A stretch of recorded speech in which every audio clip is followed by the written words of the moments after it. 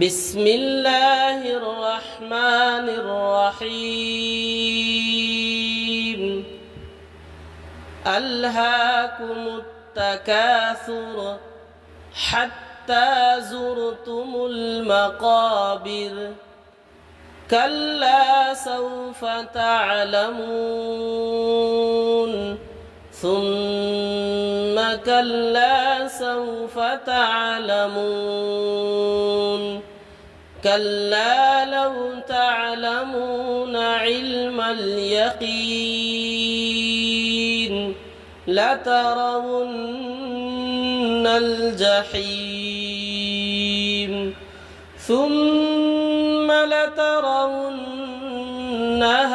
عين اليقين ثم لتسألن يومئذ عن